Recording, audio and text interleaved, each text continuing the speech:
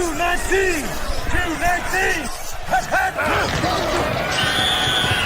Forward Progress, a Chicago Bears podcast with Dan Bernstein and Matt Abaticola on 312 Sports. Well, they hang on for another one. The Chicago Bears in first place, now with a record of 8-3, vanquishing the Pittsburgh Steelers. And, I didn't like the way that was starting to go at the end, but I'll be damned if they weren't able to score enough points and make enough good plays in a very strange day and a hard-fought game. There were a lot of injuries.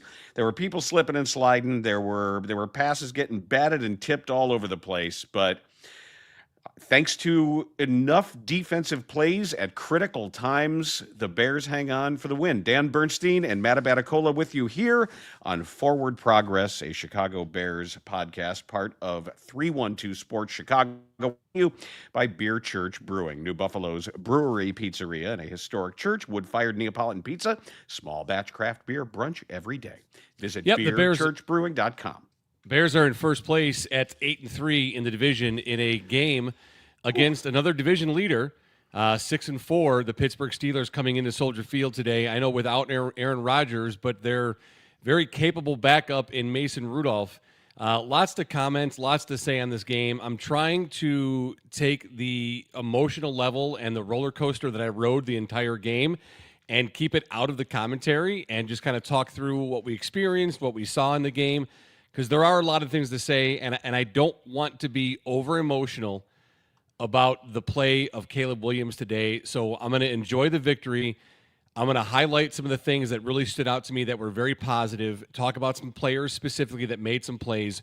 One guy that absolutely, positively stood out to me today on the defensive side of the football, a guy who comes in here on a one-year deal at just over $1 million a year in Deshaun Wright, who from game one and game two to where he is now is one of the most valuable players on defense, not just in defending the pass, but in making plays, in tackling the interceptions. I mean, he had himself one hell of a game, and if he doesn't get a game ball today, Dan, I don't know who else should. You beat me to it. I said, yeah, it's all fun and games until Kevin Warren swoops in and takes his game ball today. So the Bears get the win 31-28. And just start backwards here real quick because it's fresh in my mind. But those last two offensive drives, when you needed some yards, you needed to put this game away, and they couldn't do it. That final drive of 24 seconds, like what the heck, man? I mean, that is just unacceptable when your defense band-aided together and just, I mean, you're throwing guys out there. You have guys playing that shouldn't be playing in this season. And they're out there making plays, and your offense can't even get a drive together for more than 24 seconds? I didn't understand the play calling either. I didn't understand the swift run for 2 yards, setting up a 3rd and 8 into the delay of game. And I don't mind them not using the timeout there, but it was just a very, very strange set of downs. I can't explain it. It was really disappointing, and then they took it. That illegal formation was just a Bears type penalty that this time went on the Steelers. I just thought that felt like something the Bears would have done were at the old Bears. They scored enough points. That's what this was.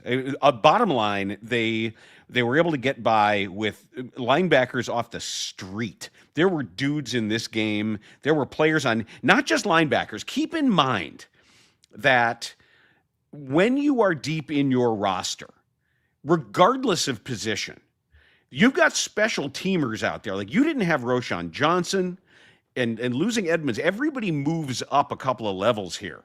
And who was that tight end that they brought in late? I mean, you had absolute street guys out there, and the special teams held up. There were no major special teams busts. We've been really hard on Richard Hightower. It is hard to have guys just walking into practice who all of a sudden you got to get coached up and ready for a game like this. Yeah, no, that's a great point. And one thing I did want to mention, that second to last drive too, where they get the delay of game penalty. And then you have Colson Loveland makes that unbelievable catch that leaves you just short of the first down because of that stupid delay of game penalty because your quarterback's too busy trying to understand what the defense is doing. They had the safety shift, and it threw them off so much that they ran out of play clock. But there was a play there too on that on the Steelers drive where we finally, I'm going to give a guy recognition because we've been on him all season. Grady Jarrett makes the play on the Steelers' second to last drive where he tips the pass at the line of scrimmage. Yep. Made a play because I was gonna get after him again today because every time I watch him and highlight him and keep my eyes focused, he falls down with his head into the ground and gets buried pretty easily. So to see him make that play I was really happy to see him make that play to contribute to this victory. Now the Bears, Dan, this shouldn't have been as close of a game as it was. You have the stupid strip sack touchdown in the end zone of Caleb Williams. And then you have that 4th and 1 tush-push fake that goes for 56 yards. Those two plays were a huge difference in this game, obviously. That shouldn't have been as close as it was. This should not have been a 3-point game. Should not have been a 3-point game. Kudos to Montez Sweat for mattering. He really wasn't on the screen the whole first quarter. We weren't hearing his number called. Remember I texted you. Yeah, you did. Where is he? Is he playing? Like, am I missing him? Is he playing? I thought missing that third sack, he had a possibility to be potential defensive player of the week if he comes up with that one with a third sack in this game. But I'm nitpicking. He did make some plays.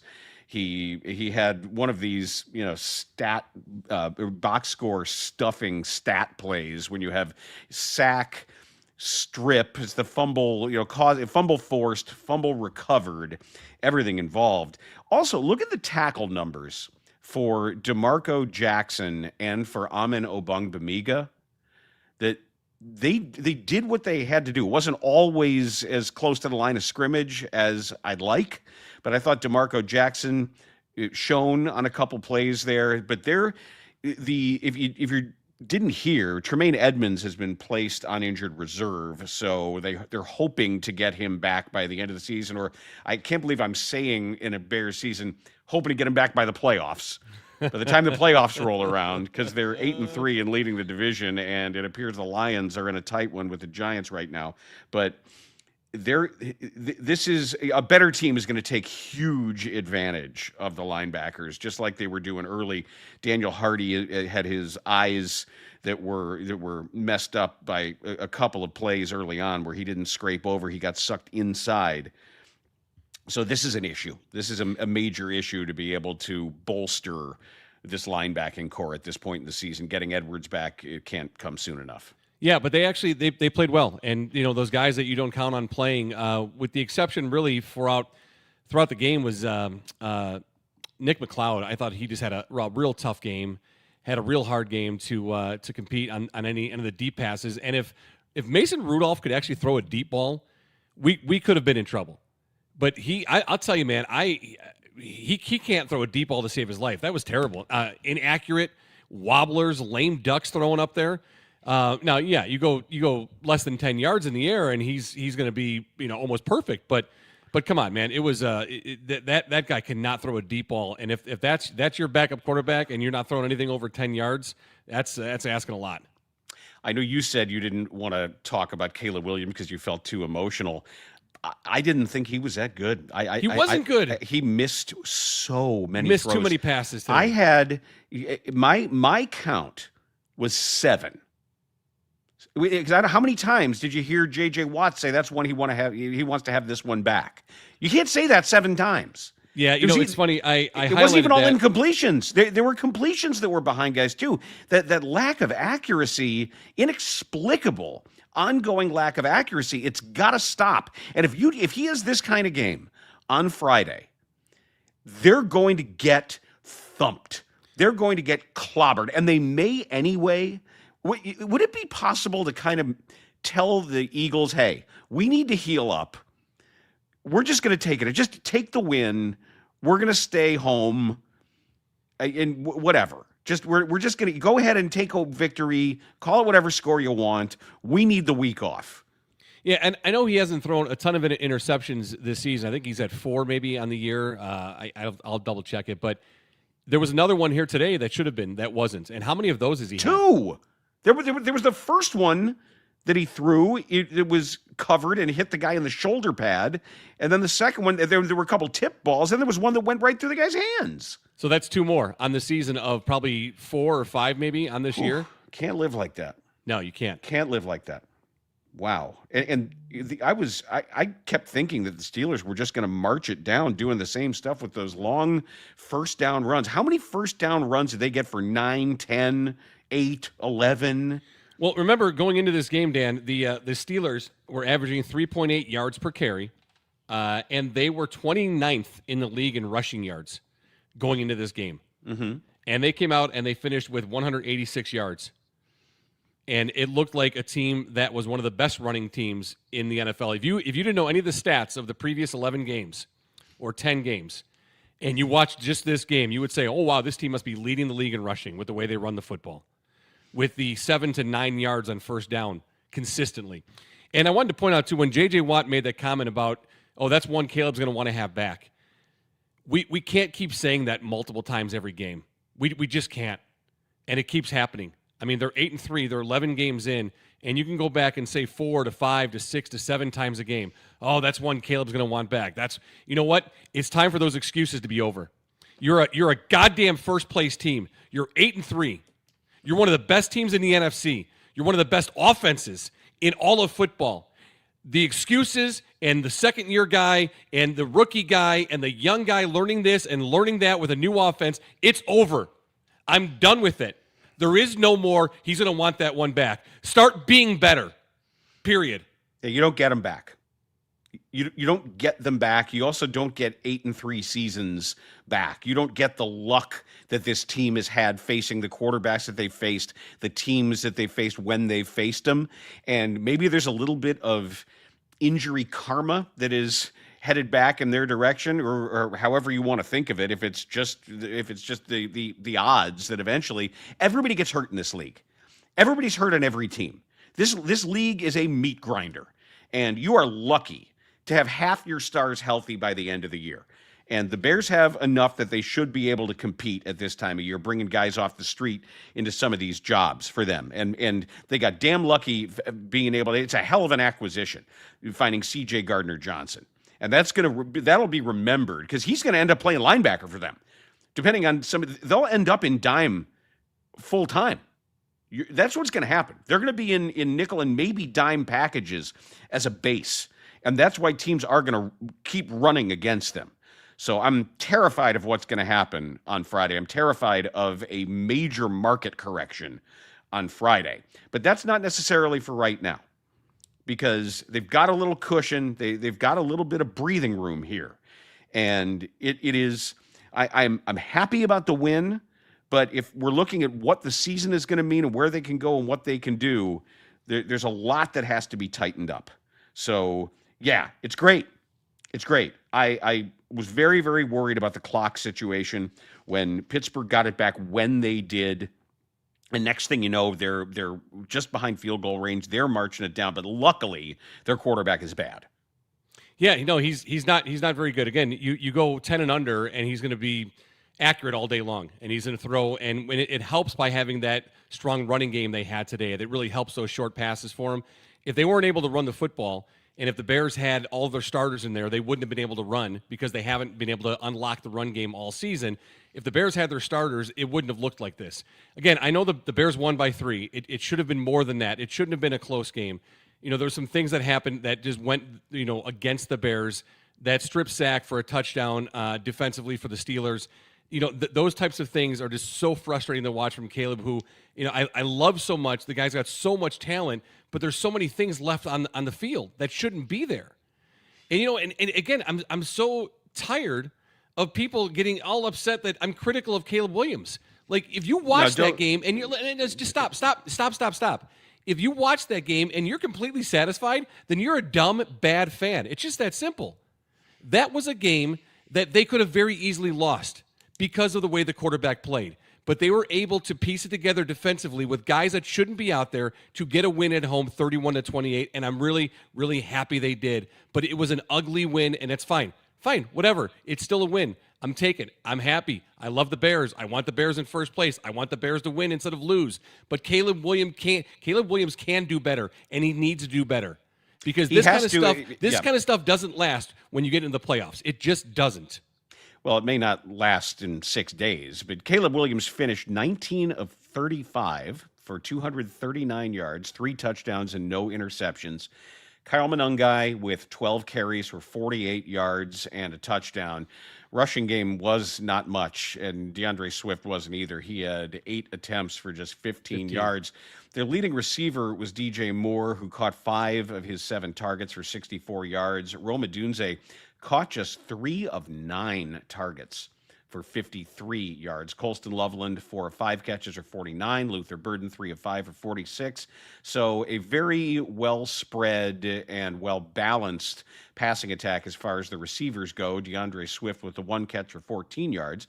That got me my DBU picks on the over to come in there. Yes, it did. And Olamide Zaccheaus actually caught a ball that was thrown to him, which is nice.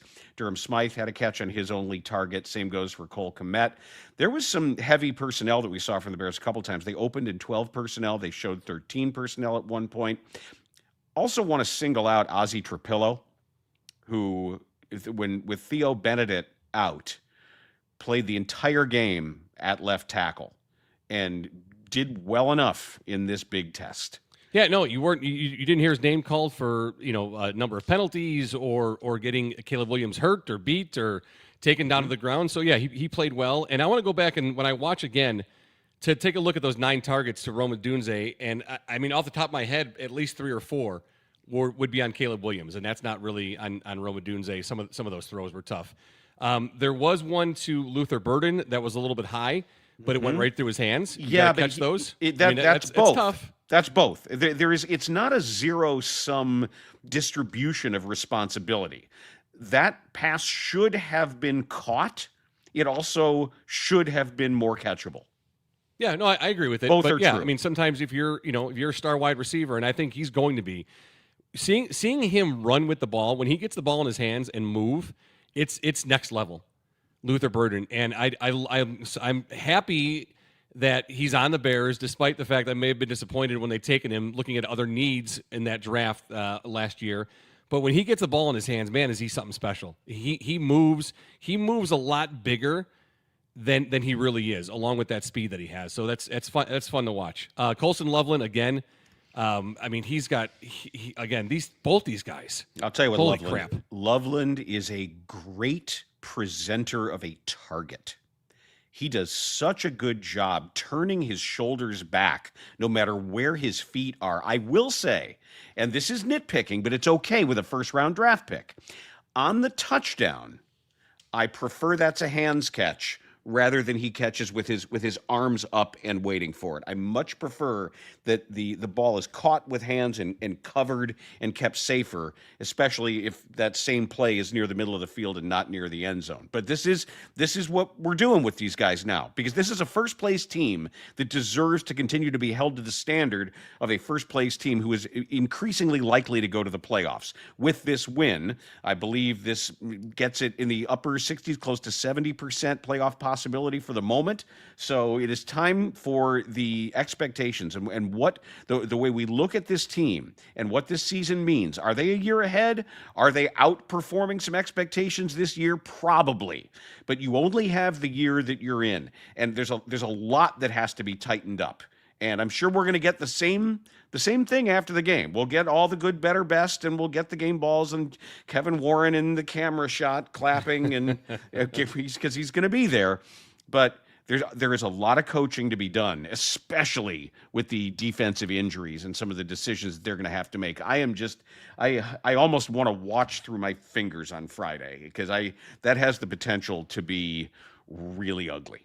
The Packers won earlier today over the Vikings at home, 23-6. So they take down the Vikings at Lambeau. The Lions have just taken the lead in overtime over the Giants, 34-27. So we'll keep an eye on how that game does end. And one thing I want to point out too about Caleb Williams, on the play that he scrambles and runs and gets hit by Jalen Ramsey. And if I'm Jalen Ramsey, I hit him just as hard as he hit him, because he wasn't out of bounds, was letting up and slowing down. and he was still a foot and a half away from being out of bounds. I don't know what you're doing there, but if you want to allow a guy like that to take a shot on you, that's exactly what you do. Like, he needs to be smarter than that. Get out of bounds quicker or slide and get down. I'm the meatball that defends all those late hits against Caleb Williams and says, where are the flags for Caleb? Where's the protection for Caleb?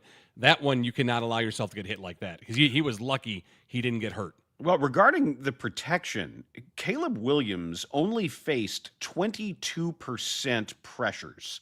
He was pressured on 8 of 37 dropbacks. That is the lowest that he's faced in a game this season. So it was certainly the opposite, for example, of like what Brian Flores was doing to him last week. So he had time. He only had to do his little reverse spin out of trouble a couple of times. Yeah. And they were not relying on his feet. He was generally protected enough. And there were several of those missed throws that were with good footwork. So keep that tighter. Keep that tighter, because they are, when these games start to matter, and they're going to need a lot of points, they're going to have to outscore a lot of teams with the way the defense is trending, because other than Montez Sweat and all the help that Brisker could bring a couple times when they sent him, they got to be real careful when it comes to helping the pass rush. But nobody else is doing anything. Nobody else. And even threatening. Nashawn Wright a couple times comes down on the weak side, right on the line of scrimmage to make plays in the backfield. So I thought he, again, will highlight his great game. There's 2 plays I want to bring up and talk about. In the second quarter, it's 14-7, and the Steelers have the ball, and there is a screen pass to the left side of the field. Nashawn Wright is one-on-one with a wide receiver. Another wide receiver gets the screen pass. Wright sheds the block and makes the hit and makes the tackle in the backfield. Okay, makes a great play.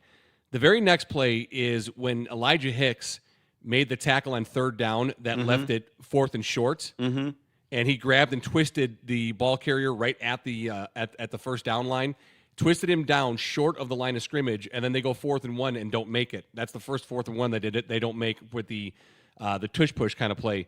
Those 2 back-to-back plays by Wright and Hicks, because the Steelers are moving at that point, and if they get to a 21-7 lead, this is a different ball game. And for those 2 plays to be made, Nashawn Wright 2-on-1 sheds a block, makes a tackle, and then Hicks with that lucky twist tackle that leaves him short. That's a huge, those 2 consecutive plays. And then I wrote down my notes on Caleb Williams. I said, all right, CW, you got to score here.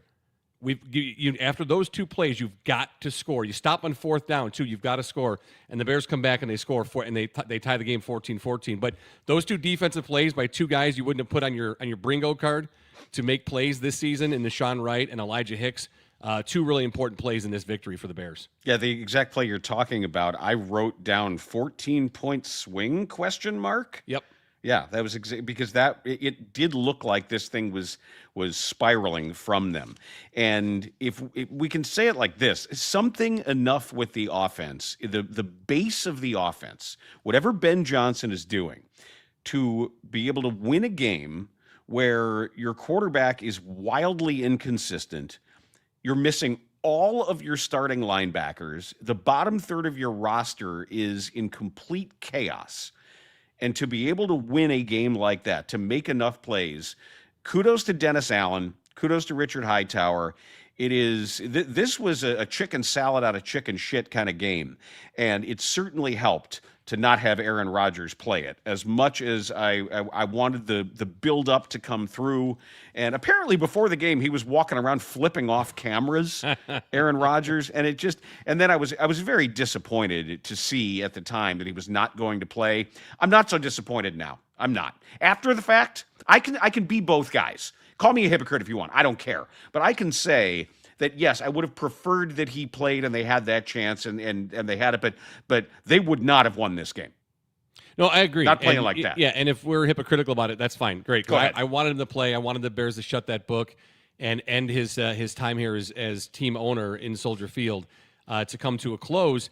But if he plays and the Bears defense is like this, it's a different ball game with Aaron Rodgers out there throwing the football. One thing another thing I wanted to point out too, the Bears defense did really well outside of the DK Metcalf touchdown. I thought they played him really, really well.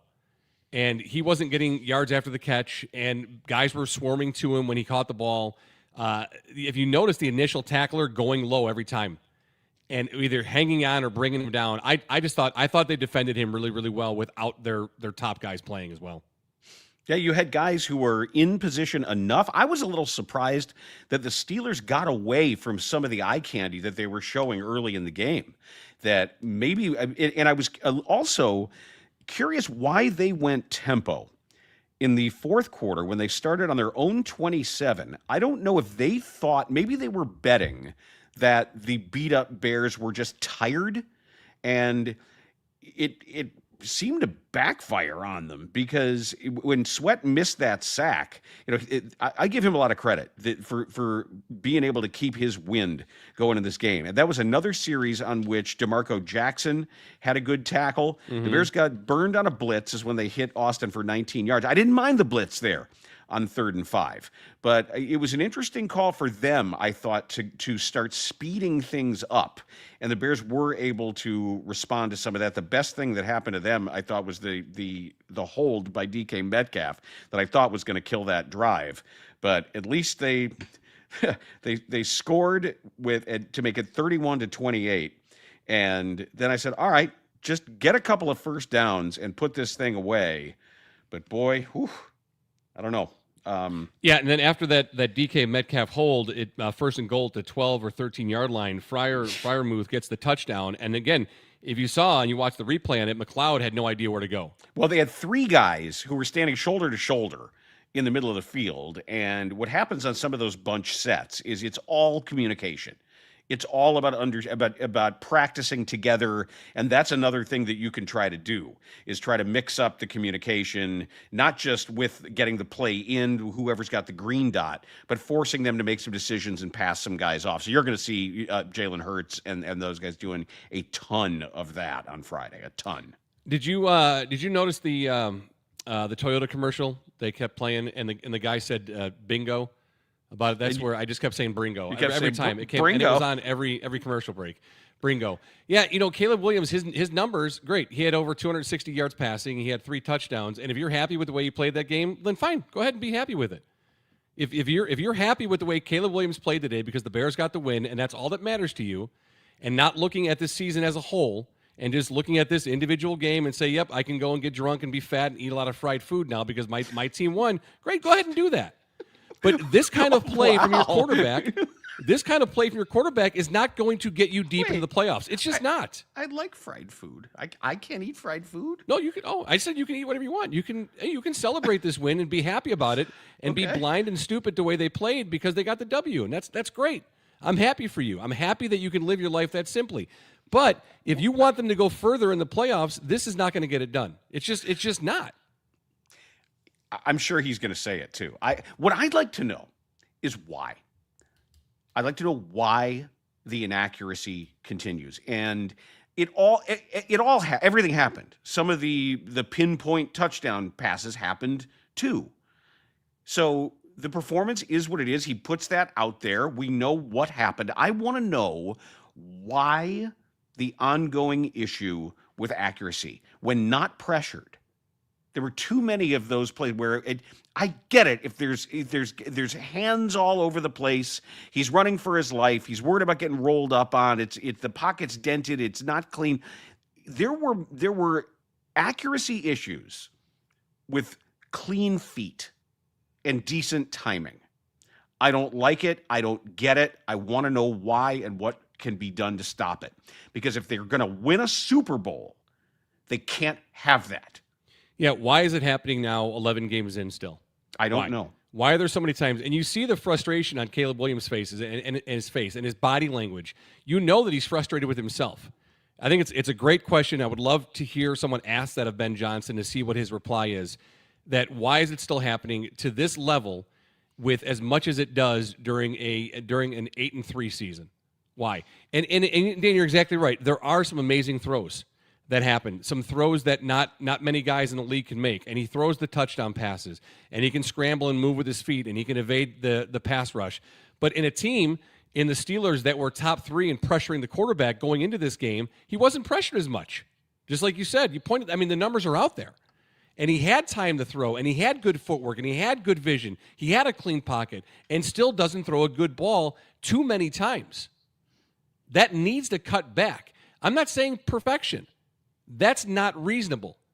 But be better than you were today when you had the opportunities to make the plays. And this isn't a 3-point game. There's a difference between expecting greatness all the time and expecting a lack of bad.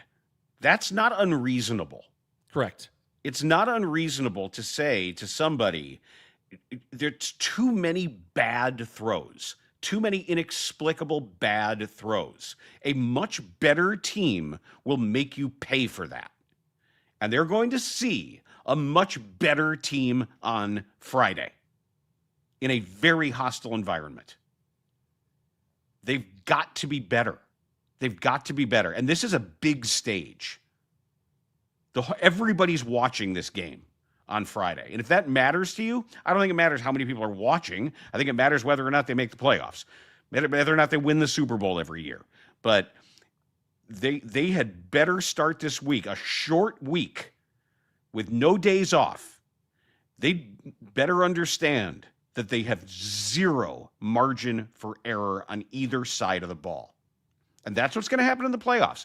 That Bears have had some really good seasons, surprising seasons. I can remember 2001 with the Dick Duran team, 13-3. What were they? They were 12-4 in 2018. Is that what they were? They have 12 wins. Yeah, I think they had 12 wins. I think right? that's what they had, 12-4.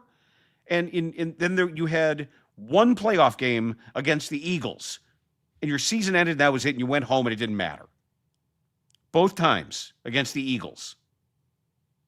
And now that's the very same team that you're going to see this week. And it should stand as a stark reminder of how this league drums you out real fast.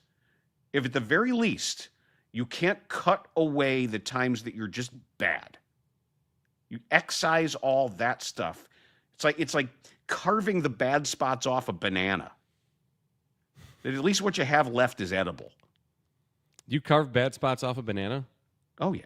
Really? Oh, I get freaked out by it. I don't eat them. If a banana's got enough disgusting spots, I'll just toss the whole thing. Well, if half of it's all messed up, but no, I will do surgery. I will do that. No, just cut out a chunk of it. I don't carve it out. Yeah, No, that part's fun because then you make sure that you're deep enough to get all of it, and the margins have to be clean. Do you scrub your hands up too, and you wear like a mask, and you do like surgery yeah, on your back kitchen through counter? the door after I'm scrubbed. Yeah, always. I just have. You refer to have Beth to make as sure. a nurse. I stand there. Scrub in. Butter knife. Yes, but they've got to carve that stuff away. I do think for the most part that Johnson called a good game. I didn't quibble with anything except that swift Those run. final couple drives. Late. Yeah. It's not their best win. I'm glad they didn't lose because I really thought they were going to. But again, the way this season has played out, and there's no apology. You don't have to apologize for facing bad quarterbacks all year. You don't have to. And some of that is coming home to roost with what's happening to them on the other side of the ball. But this quality of play must improve for any of this to really matter this season. Late games today, the Eagles with an early lead on the Cowboys, up 7-0. Jalen Hurts with a touchdown in that game. So still first quarter, Eagles 7, Cowboys 0. Taking a look at the Lions and Giants, that's a final at Ford Field. The Lions hold on to win 34-27 over the Jameis Winston-led Giants, who looked pretty competitive the last 2 weeks against the Packers and the Lions. Again, Packers beat the Vikings 23-6 at Lambeau. Was the Seahawks over the Titans, another potential playoff team down the road. The Seahawks, the Ravens took down the Jets 23-10.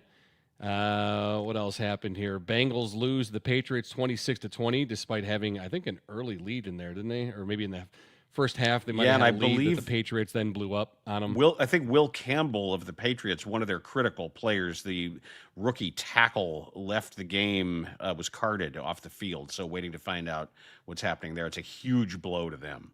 And then the Chiefs in overtime beat the Colts 23-20. So they're there at Arrowhead. helps them out. There are two different teams this year, the Chiefs at home and on the road, but they get the win over the Colts, 23-20.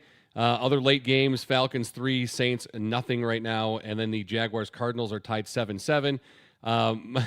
Man, my DVU pick not looking good. No. Raiders laying 4. They're down 14-0 over the Browns right now.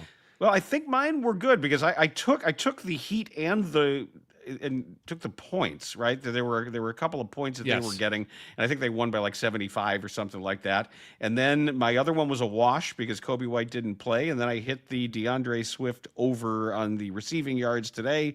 Like I said, all it takes is one play, and there it was. And you know what I'm thinking too about what I mentioned about getting rid of the bad, that most of the Bears stuff is fine. That's what we're missing from the post-game chant. Because it's not about their good getting better, and it's not about their better getting best. It's about the bad getting good. Just get rid of the bad. Yeah. This team might be good if they can simply get rid of the bad. They're starting to do it with penalties. They only had 7 penalties, so my limit is 6.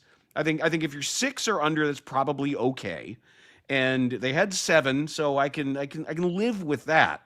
But if they were just getting rid of some of the inexplicable connection problems in the passing offense and having a completion percentage up close to where it's supposed to be, this thing gets damn good. This thing is gangbusters after a while. And boy, I thought they had it late when it looked like Kyle Monangai was able to run that zone play left and come back through that hole. But the ability to run behind Joe Thuney and Dahlman when you need, and the play on the goal line too with Dahlman and Thuney and Jackson, I'm glad he's healthy, that I want more zone runs left. Yeah, and so I just put that comment up there from Rob, who says Monangai doesn't slip. We also run out the clock. A very, very good point. You just brought that up. And then that goal line run, don't leave Wright out of that too, because Wright and Jackson double-teamed, Dahlman and Thuney double-teamed, and Monangai gets right through the middle, and he could have gone 100 yards. if they needed it to, because that was beautiful. That passing or that blocking was unbelievable. I was a little concerned by the CBS broadcast missing a huge play. I can't tell you the last time that happened that I remember on a network broadcast. Oh, coming back from a break? Yeah. Yes. This is the number 2 team on CBS. Like, correct. Maybe if you're in the 5th team or where you got like 2 cameras and the guys have, masking tape on their headsets and no mic flags. And, I get that, but that was shocking that we actually missed a play. And all of a sudden, like, wait, huh? What? Fake tush push? What happened? And hey, did you know that TJ Watt's parents were at the game? Were you aware of that? Their other brother was also there. He was a fullback in the league for 8 years, and his kids were there with his wife. Did you notice that they were there, or no? The Watt family. Did you know that TJ and JJ are brothers? Were you aware of that also, or no? Did you know that they were at the game today? That they were there at Soldier Field, or no? Did you also know that Aaron Rodgers was on the sidelines? Oh, is that the guy on the side that kept showing? Yeah, did you also know that? That's right. I forgot about that. When did the Watt family become like are they America's some sort of family, like apparently. Beloved American Yes. family? Are they Yeah, like it's the a cool Osmonds story. or something? Don't get me wrong. All three dudes played in the NFL, and one's still playing, so that's awesome. And now your other guy, he's in the booth. He's the number 2 team for CBS with our guy Ian Eagle. But like, good grief, man, the beloved American, like beloved by America. Since. Maybe they are. I guess. I'm happy for them. Ever since I realized that J.J. Watt sounds exactly like Reggie Miller, I've not been able to shake it. Like, my head's turned sometimes. I think it's Reggie Miller talking. That's a good that's a good pick. But I hear the guy that's in every Adam Sandler movie. Did you see 50 First Dates? No. You never saw 50 First? What do you mean no? Why would I see that? Why would you say it like that? So judgmental. God, you're very judgmental towards me and things that I enjoy. I didn't see that. Sorry. Crap. Are you sure you can see me from way up there in your ivory tower, mister? Good I didn't grief. see 50 So there's a First dude, Dates. and he's in every Adam Sandler movie. I'll find the actor and send it to you. He sounds just like this guy. And every time J.J. Watt talks, I'm like, I picture that guy in my brain. It drives me insane. But yeah, right. the Miller's good too. That's a good call. I'm pissed that I have to look up the cast of 50 First Dates and start naming guys. Oh, I'm sorry now you're pissed about it because it's so beneath you. It's not Rob Schneider. It's not Sean Astin. No. Blake Clark. No, he's a guy that's in all of his movies. One of his buddies. Dan Aykroyd, Alan Covert, Kevin James, Peter Dante. Who? Peter Dante. He's in so many Adam Sandler's. One of his buddies in all of his movies. I don't see him listed in the cast. I think you're making him up. I'm looking at it right now. I'm gonna drive over to your house right now. Fine, I'm going to unleash this rage that I have because I hate Caleb Williams so much, Dan, and I'm going to unleash all that rage on you. Yeah, and like as you know, if you are new to what we do or what we have been doing for our whole lives, the idea of just blindly cheerleading for the Bears, if that's what you're used to, you can disabuse yourself of that notion as quickly as possible because there's a time and a place for that. But now that the standards are higher, the Bears will be held to that. And I promise you that Caleb Williams, maybe right now, is talking about some of the yards that he left on the field, which is why I don't know if you watched the Bulls game last night, but they need their version of Nikola Vucevic. That's what they need. Oh, that clip you sent me was great. They need their version of Nikola Vucevic to tell this team some difficult truths. The moment you're done with good, better, best, and Kevin Warren's running around with his pants off, then is when somebody that you've got to have a talking to, because the Philadelphia Eagles are going to put their foot in your ass if you play like this. Yeah, and there's a good message here. It said that this should be the floor and not the ceiling, and that should be the floor, not the ceiling for your expectations as well. All the time. I mean, this is a team that since the third week of the season is the number one offense in the league as far as yards per game. And they're not even playing all that well on offense, and yet they're doing this well because of the Ben Johnson factor. It's just that simple. And if Caleb Williams can begin to execute more consistently, and have less bad passes when guys are wide open, when he has opportunities to make plays, they're going to start scoring 40 to 45 points a game. And they're going to be something to mess with and deal with for the next several years in the NFC. That's what I want to see, and I need my guy to step up more to get us there. Tyreek Stevenson left the game with a hip injury. Ruben Hippolyte, 2, left with a shoulder injury. What about 1? I don't know what, but I didn't see the first one. So, well, I'm sure Adam Sandler's guy is in that one too. But you may need another linebacker. It was Carl Jones Jr. that was brought up from the practice squad, and they may need to go hunting around other practice squads now to find some healthy bodies. The losing Tremaine Edmonds was just enormous, and it was, as I mentioned at the very top of this post game, Amin Ogbongbemiga and DeMarco Jackson. It took everybody a while to kind of get their legs under them a little bit. And I do not want to use Daniel Hardy or overuse him at the linebacker position. If they have to, they have to. But those other he's a special teams guy, and that's where it needs to be. He also is kind of a wild man, and I'm always worried about a penalty with him of something on the other side of a whistle or too close to a sideline. But that was a very strong performance by Jackson and by Ogbongbemiga to do what they did when they needed him to do it. So the Bears get the win 31-28 over the Steelers. They are now 8-3 on the season, on top still of the NFC North. The Lions and the Packers win. The Vikings slip further and further into the cellar of the NFC North, and I couldn't be happier. If there was a way for all three of those teams to be in last place, that would be really, really helpful. That would be great. But I'm not too upset about the fact that the Vikings are slipping away, and this season is just being washed away by the play of J.J.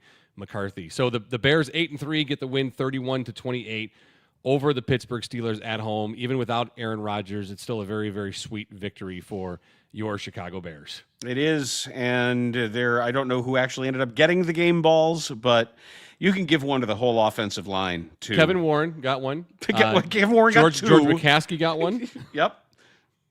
Kevin Warren, George McCaskey, and Patrick McCaskey got one, and then he ran away singing. After he stuffed the ball in his pants and ran away. You're not taking this away from me. And then started Damn singing you, Bernstein. his song about Brian Urlacher again. Well, it's amazing to see this team, even as imperfect as they've been, and as many caveats, as many buts as this team has had with every win that they've had. If you look at this, look at the list. Have you seen the actual list of quarterbacks that they have been facing? It's Yes. pretty remarkable. I'll always say you don't have to apologize for it, but they're going to have to tighten it up.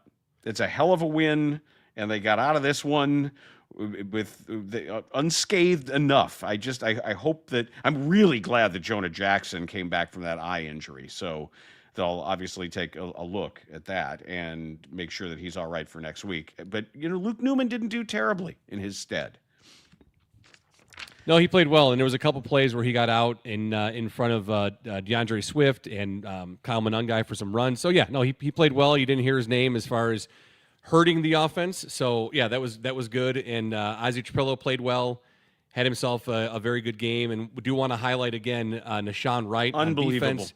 Elijah Hicks, I thought he made some great plays, had that first down saving tackle, which I thought was a really important swing point in that game as well. Can I also ask, on the strip sack by Sweat in the third quarter, that Sweat himself had to come back and eventually recover? Do you think he talked to the guys on the sideline? What was Gervon Dexter doing?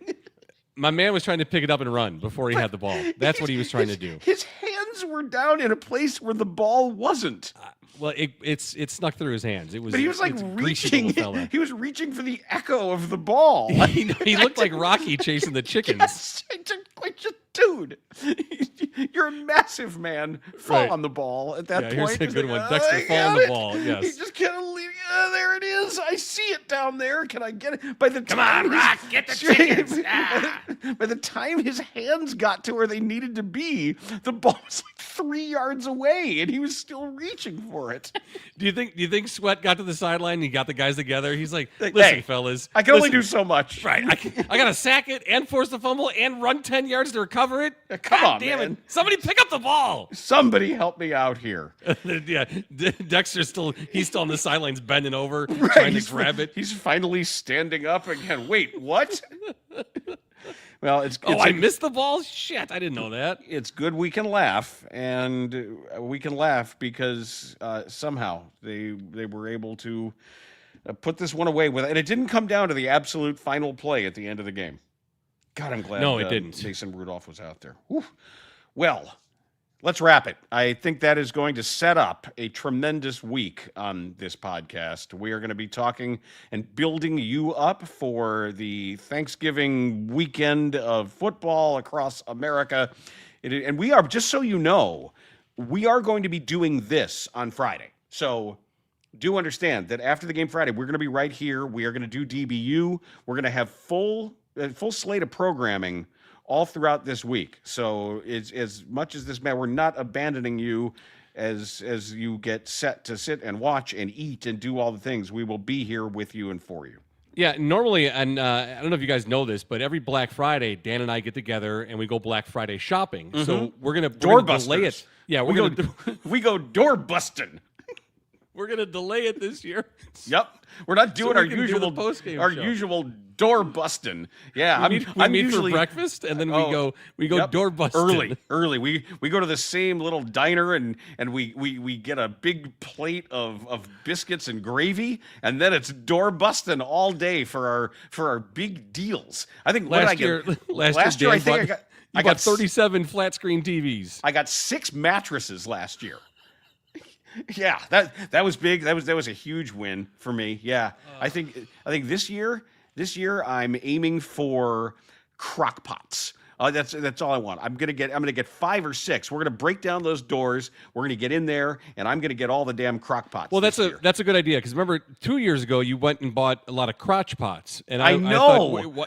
I don't need more than one crotch pot. I didn't realize, first of all, that I could only wear one at a time, and second of all, the size of the battery pack I had to have with me to keep it just warm enough. Because the cord, I have the thing plugged in, and I'm walking around with it tucked into my underpants. chance. And they're like, no, if you got to have a battery there. But it did keep me at exactly the proper warmth. So that was nice. You can't wear more than one crotch pot, though. I will say this. Don't go swimming while wearing a crotch pot. Yeah, it almost cost you your life. It's bad news. Rectum, killed him. Rectum, damn you. Yeah, it knocked out the entire power grid too. So I got in a little bit listen, of trouble. I want people to know too. So we have a full week of shows as well. So Thursday we'll have a DBU.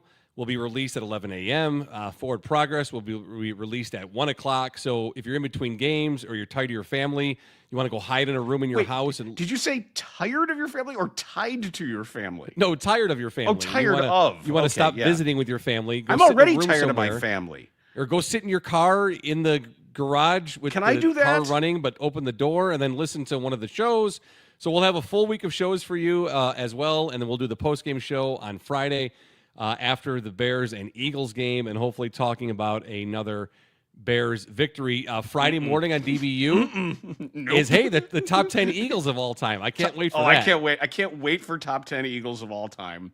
We are going to be doing that, and obviously we're going to have Friday feedback or Feedback Friday, whichever one you want. Prefer. We're going to do both. We're going to decide which one is better, and then we'll figure out which one we want to do. And then listen up for a Wednesday show. I'm going to have my special Thanksgiving Day recipes that I'm going to share, starting with my Jiffy Lube cornbread.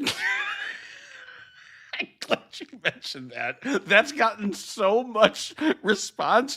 By the way, that AI picture of the Delta Blues musician Jiffy Lube cornbread, was that a Strangles the Clown production? No, Natalie made that for me. Oh, she did? Yes.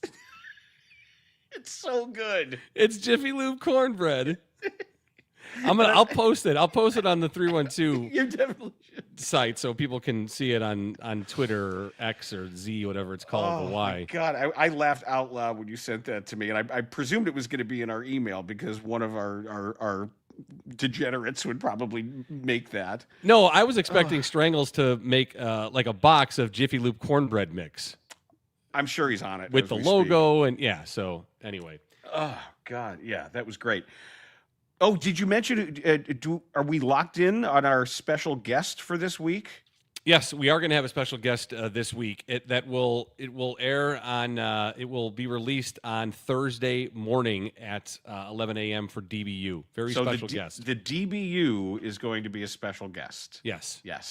Thanksgiving Day treat for all of you while you're enjoying your Jiffy Lube cornbread and time with your family. You can listen to the DBU, the Dan Bernstein Unfiltered podcast Thursday on Thanksgiving morning with a very, very, very special guest. And that is going to do it for our Bears postgame today. The 8-3 Bears have defeated the now 6-5 Steelers, and we've been brought to you by Beer Church Brewing, New Buffalo's brewery pizzeria in a historic church, wood-fired Neapolitan pizza, small batch craft beer, brunch every day. Visit beerchurchbrewing.com. We will have DBU and Forward Progress at their regular times tomorrow, also 8:15. We do Bernstein at 8:15 on 97.1 FM, The Drive, Chicago's classic rock. Tomorrow with Sherman and Tingle. So if you happen to be out and about and you got your radio on, you can tune in for our typical shenanigans with those two lunatics. But that's going to do it for us. Peace and love.